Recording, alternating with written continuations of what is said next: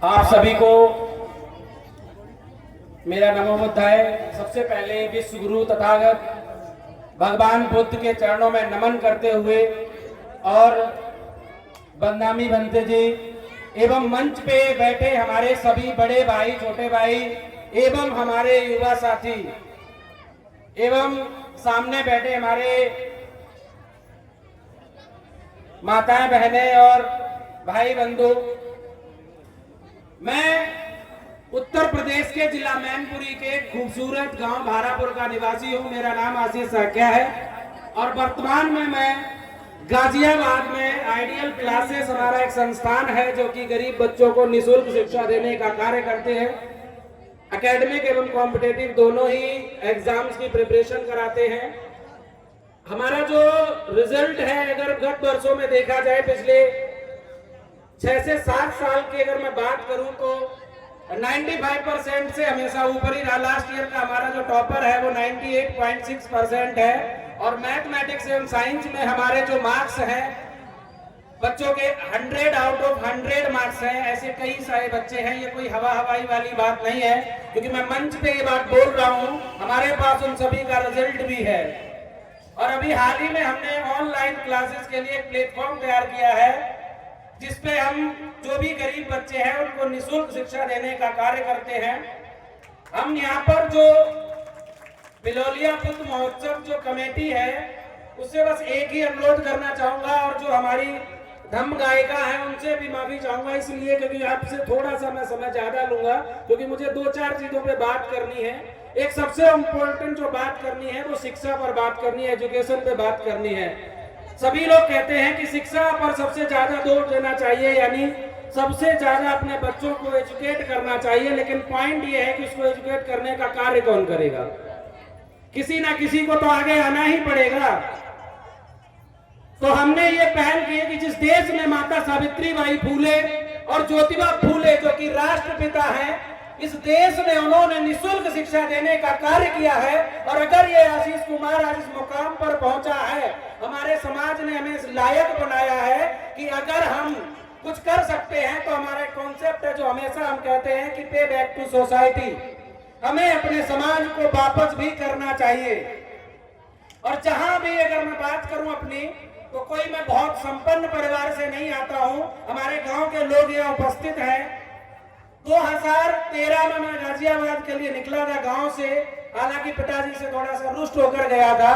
1000 रुपए लेकर मैं गाजियाबाद जब गया था तो किराया कटने के बाद हमारे पास 600-700 रुपए कुछ बचे हुए थे। उसी से हमने एक छोटा सा अपना जो कारोबार शुरू किया। सबसे पहले हमने कुछ समय तक एक्सपोर्ट में जॉब भी की, लेकिन 7 दिन का ही वो कार्य चल पाया, क्योंकि वहां की प्रणाली जो थी वो हमें हजम नहीं हुई और हमारी जो भाषा थी वो उनको हजम नहीं हुई। उसके बाद हमने एक स्कूल ज्वाइन किया, वहां पर हमने 3 से 4 महीने पढ़ाने का काम किया और एक इंस्टीट्यूट का निर्माण किया जिसका नाम है आइडियल क्लासेस। और वहां पर हमने शिक्षा देने का कार्य किया। सिर्फ 2 बच्चों से स्टार्ट किया था और आज हमारे पास 311 बच्चे लगभग आज की डेट में जो अभी ऑफलाइन क्लासेस ले रहे हैं, और मोर देन 1000 स्टूडेंट हमारे ऑनलाइन प्लेटफॉर्म पे जुड़ चुके हैं। और रिजल्ट की बात की जाए तो उत्तर प्रदेश पुलिस कांस्टेबल और एसआई की अगर मैं अपने मोबाइल पे सर्च लिस्ट निकाल दूंगा तो एक लंबी लिस्ट निकल के आएगी, जिसमें यूपी पुलिस के अंदर बहुत सारे स्टूडेंट हमारे लगे हुए हैं। और 2018 में उत्तर प्रदेश पुलिस में मेरा खुद का सिलेक्शन हुआ है। ये बात रिकॉर्ड हो रही है, रोल नंबर भी दे सकता हूँ, डिटेल भी है। लेकिन हमने ज्वाइन नहीं किया, इसलिए नहीं ज्वाइन किया क्योंकि हमें वहां पर कांस्टेबल बन के अपना जीवन नहीं गुजारना था। हमें काम करना था, अपने समाज को शिक्षित करना था और शिक्षित करके हमारे जैसे और युवाओं को आगे बढ़ाना था। क्योंकि हमारे पिताजी ने ये कहा था, बेटा कि जीवन में कोई भी काम करना, कुछ भी करना, लेकिन कभी किसी के साथ छल मत करना। क्योंकि हम भी जिनसे पढ़कर आए थे, हमारे पास फीस देने के पैसे नहीं थे, कोचिंग की जो फीस है उनके देने के पैसे नहीं थे। हमारे पिताजी ने उनसे हाथ जोड़कर रिक्वेस्ट की थी। उस समय हमें ये फील हुआ कि मेरे पिताजी मेरी पढ़ाई के लिए किसी शिक्षक के सामने हाथ जोड़ रहे हैं और अपने से कम उम्र के टीचर के पैर पड़ रहे हैं, किस लिए? क्योंकि फीस नहीं दे पा रहे थे। उस दिन हमने ये ठान लिया था कि जिस दिन भी हम उस मुकाम पर पहुंचेंगे, अगर हमारे संस्थान में एक भी बच्चा ऐसा आया जिसके पास पैसे देने के लायक नहीं है, लेकिन वो पढ़ना चाहता है, वो हमारे संस्थान से वापस मायूस होकर नहीं जाएगा। अगर मायूस होकर चला गया तो मैंने समझ लीजिए अपने पिताजी का भी अपमान किया है। और आज तक हमारे संस्थान से कोई भी बच्चा वापस मायूस होकर नहीं गया। अब हम बात करते हैं कि शिक्षा की जब बात की जाती है, एजुकेशन की, तो मैं हमेशा एक लाइन बोल देता हूं, अक्सर कर आज फिर कह देता हूं कि डिग्रियां तो महज तालीम के खर्चे की रसीदें हैं, कि डिग्रियां तो महज तालीम के खर्चे की रसीदें हैं, ज्ञान वो है जो किरदार में झलके। असली ज्ञान वही होता है जो व्यक्ति के किरदार में झलकता है। और शिक्षा पर हमने कुछ पंक्तियों के द्वारा मैं आपको संबोधित करना चाहता हूं, क्योंकि ये जरूरी है कि एजुकेशन के बारे में हर एक को पता होना चाहिए। हमारा एक YouTube चैनल भी है, यूथ डायलॉग्स, जिसमें हम युवाओं की बात रखते हैं और वहां पर हम पाखंडबाज जैसी बहुत सारी चीजों पर चर्चा भी करते हैं।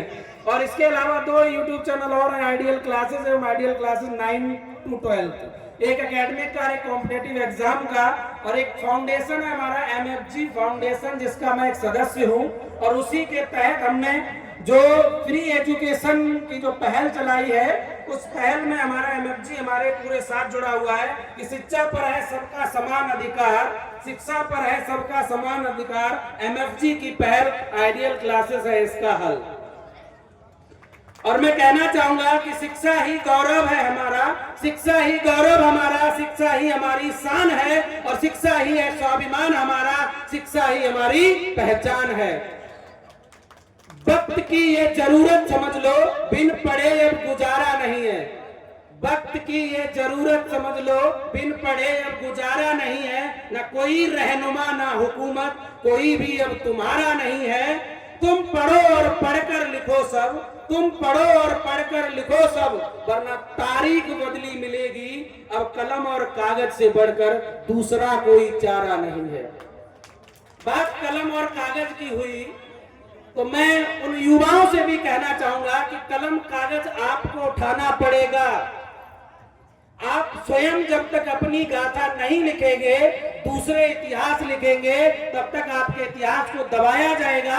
और जब तक आप लोग स्वयं कलम नहीं थामेंगे, तब तक आपके इतिहास को ऐसे ही निरंतर दबाया जाता रहेगा।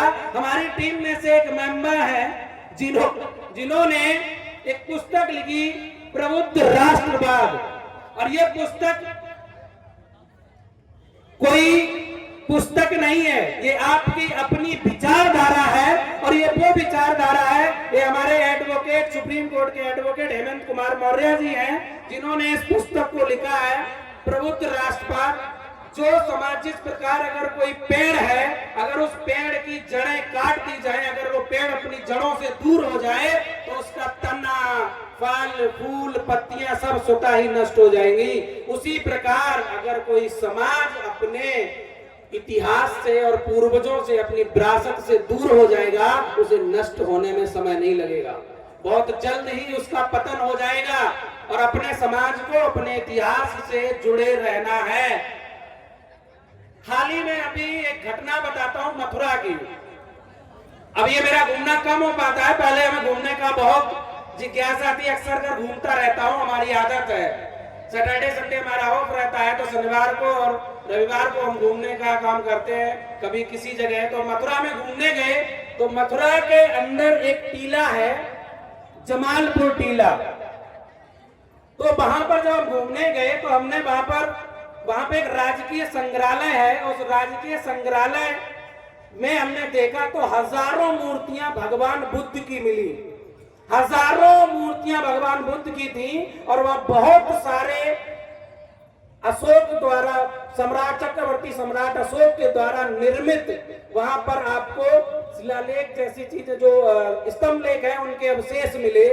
और जमालपुर टीले को जब हमने उस राजकीय संग्रहालय में नाम पढ़ा, तो मैं उस पर घूमने की इच्छा जगाई। जब मैं वहां गया, तो वहां पूछा जाके, एक सज्जन खड़े हुए थे, मैंने उनसे पूछा कि ये जमालपुर टीला है? तो बोले नहीं, ये ध्रुव टीला है। मैंने उनको इस पुस्तक का रेफरेंस दिया और मैंने कहा कि इस पुस्तक में उस टीले का जिक्र किया गया है। और उस टीले का नाम जमालपुर टीला है। वो बोले जमालपुर टीला नहीं, ध्रुव टीला है। और जब इस पुस्तक की बात की, तुरंत उन्होंने अपनी स्कूटी चालू की और निकल गए, क्योंकि वो समझ गए थे कि इस शख्स ने इस किताब को पढ़ा है और जिसमें इतिहास का जिक्र किया गया और जिसमें कहा गया कि जमालपुर टीला जो है वो बौद्धों की विरासत है। हाल ही में दिल्ली का एक गढ़ी प्लेस, और उस गढ़ी प्लेस में सम्राट अशोक का स्तंभ लेख मिला। और स्तंभ लेख को 1966 में जब उसे रीड किया गया, पढ़ा गया, तो स्तंभ लेख में बाकायदा एएसआई ने, आर्कियोलॉजी सर्वे ऑफ इंडिया ने ये प्रमाणित किया है कि दिल्ली जो है वो मौर्य वंशों का व्यापारिक केंद्र रही है। अगर दिल्ली मौर्य वंशों का व्यापारिक केंद्र रही है तो फिर ये बात कैसे आ गई कि दिल्ली तोमर राजाओं की बसाई हुई है। जो दूरदृष्टि वाला सम्राट, जो हमारे देश की पहचान है, और ऐसे दूरदृष्टि वाले सम्राट किसी जंगल में जाके तो अपने स्तंभ लेख या शिलालेख नहीं रखवाएंगे। इसका मतलब साफ है कि जो दिल्ली है वो मौर्य वंशों का व्यापारिक केंद्र रही है। दिल्ली तोमर राजाओं की बसाई नहीं है, और इस बात को हम नहीं, एएसआई प्रमाणित करता है। और हमने उस वीडियो को भी अपलोड किया है। एएसआई ने बाकायदा उसमें लिखा है नीचे। अभी हाल ही में महाबोधि पर बहुत ज्यादा चर्चा चल रही है, बीटी एक्ट। अगर बीटी एक्ट की बात करें साथियों, दुनिया में कोई भी ऐसी संस्था, धार्मिक संस्था नहीं है जिसका प्रबंधन करने का काम अगर कोई दूसरा धर्म का कोई भी बंदे या कोई भी व्यक्ति करता हो। चाहे आप हिंदू परिषद की बात कर लीजिए, चाहे आप जैन की कोई काउंसिल की बात कर लीजिए, चाहे ईसाइयों की कर लीजिए, चाहे पारसी की कर लीजिए, चाहे मुस्लिम की कर लीजिए, भारत में एक बौद्ध धर्म की एक ऐसी समिति है जिसमें जो हमारा महाबोधि मंदिर है, जो हमारी ऐतिहासिक विरासत है, जो यूनेस्को द्वारा वर्ल्ड हेरिटेज साइट में शामिल है, उस पर बीटी एक्ट 1949 लगा हुआ है। और उसके तहत आपको जान के होगा कि बीटीएमसी, बौद्ध गया टेम्पल मैनेजमेंट कमेटी, जिसमें कि 4 मेंबर हिंदू, 4 मेंबर बौद्धिस्ट और 1 मेंबर जो अध्यक्ष है वो हिंदू होता है, जो कि डिस्ट्रिक्ट मजिस्ट्रेट होता है। यानी कि वहां भी बहुमत किसका है। जबकि आर्टिकल 25 संविधान में प्रदत्त फंडामेंटल राइट में यह कहा गया है कि किसी भी व्यक्ति को, किसी भी नागरिक को अपने अबाध रूप से धर्म को स्वीकार करने की स्वतंत्रता है। आर्टिकल 26 हमारे जितने भी धार्मिक संस्थान हैं उन संस्थानों को प्रबंधन करने का अधिकार देता है। यानी किसी भी धर्म का अगर कोई संस्थान है तो उसको प्रबंधन करने का काम वही धार्मिक संस्थान करेंगे। तो फिर आखिर ऐसी क्या वजह है कि जो महाबोधि टेम्पल है उसमें गैर बौद्धिस्ट यानी बौद्ध धर्म के अलावा लोगों को शामिल किया गया, और शामिल ही नहीं किया गया, उनको वहां पर बहुमत में रखा गया। इसको न खत्म कराने के लिए आपको जागरूकता फैलानी होगी, आंदोलन करने होंगे। जब सरकार पर दबाव बनेगा तभी जाके आर्टिकल 25, 26, 29, 30 एवं आर्टिकल 13 जो बाबा साहब अम्बेडकर ने हमें सबसे बड़ी पावर दी, आर्टिकल 13 ये कहता है कोई भी धर्म, कोई भी प्रथा, कोई भी रूढ़ी, कोई भी परंपरा, कोई भी नियम, कोई भी कानून, कोई भी अध्यादेश अगर वो कभी भी फंडामेंटल राइट के अगेंस्ट होगा तो उसी समय वो विधि शून्य माना जाएगा, चाहे वो स्वतंत्रता से पूर्व लागू हो, चाहे स्वतंत्रता के बाद लागू हो। अब अगर आर्टिकल 13 ये राइट देता है तो आर्टिकल 32 जो संविधान की आत्मा है उसके तहत हमें सुप्रीम कोर्ट जाने की पावर भी है, और सुप्रीम कोर्ट में केस गया भी, मामला सुप्रीम कोर्ट में गया, अभी वो सुनवाई का अधीन है। लेकिन जब तक देश में व्यापी इसके विरुद्ध आंदोलन नहीं होगा ये बीटी एक्ट कभी रद्द नहीं होगा, और महाबोधि मंदिर कभी भी बौद्धों को सौंप नहीं दिया जाएगा। आपको आंदोलन करना पड़ेगा। और अंत में मैं इतना ही कहना चाहूंगा, क्योंकि समय का अभाव है और ऑलरेडी मैंने बहुत समय ले लिया है, तो मेरा बस इतना ही है कि जितना भी अगर आपके आडंबर है उन आडंबरों को त्याग दो, और वो बहुत जरूरी है। क्योंकि कबीरदास ने कहा था कि माटी का एक नांग बना के पूजे लोग लुगाया, माटी का एक नांग बना के पूजे लोग लुगाया, और जिंदा नांग घर में निकले ले लाठी धमकाया। जिंदाबाद कोई न पूजे, मरे बाद पुजवाया, और मुट्ठी भर चावल लेके कौए को बाप बनाया। कबीरा कुआं एक है पानी भरे अनेक, कबीरा कुआं एक है पानी भरे अनेक, बर्तन में ही भेद है पानी सब में एक। पानी में अंतर नहीं है, सिर्फ बर्तन में भेद है। एक बूंद एक ही मलमूत्र, एक चाम एक गुदा, एक ज्योति से सब उपना, कौन बामन कौन सूद। जब एक ही बूंद है, एक ही मलमूत्र है, एक ही चाम एक ही गुदा, सब कुछ एक समान है, तो फिर बामन और हम सूद कैसे। जैसे तिल में तेल है, जो चकमक में आग, तेरा साईं तुझ में है, जाग सके तो जाग।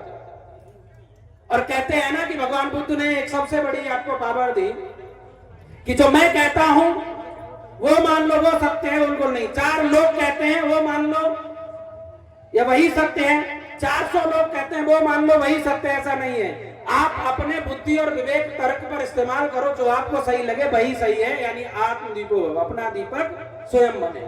आपको अपना दीपक स्वयं बनना होगा। और आज नहीं, जिसकी अगर बात की जाए, अगर आज मैं यहाँ पर बोल रहा हूं तो हमसे बहुत पहले हमारे संत कबीर कह के गए, पाथर पूजे हर मिले तो मैं पूजू पहाड़, तासे है चाकी बली पीस गाय संसार। अगर पत्थर पूजने से भगवान मिलते तो मैं पहाड़ पूजने लग जाता। इससे अच्छा तो चकिया की पूजा करो, कम से कम आटा तो देती है। उन्होंने सिर्फ एक धर्म पे नहीं कहा, उन्होंने हर एक धर्म पे कहा। काकड़ पातर जोड़ के मस्जिद लई बनाए, ताजड़ मुल्ला बांग ने कहा भैरव को खुदा है। ये हमने नहीं कहा, कबीरदास ने कहा।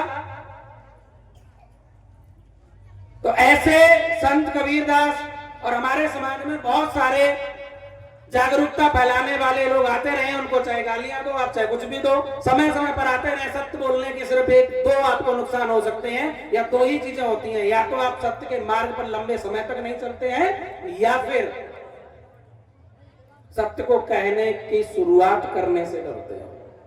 दो ही चीजें होती हैं मात्र।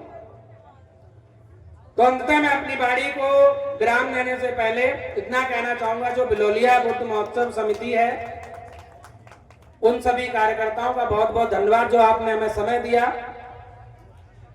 और हमारे जितने भी साथी हैं उन सभी का बहुत बहुत धन्यवाद। और मैंने अगर किसी का ज्यादा समय लिया उसके लिए माफी चाहता हूं। अंत बहुत बहुत धन्यवाद आप सभी का।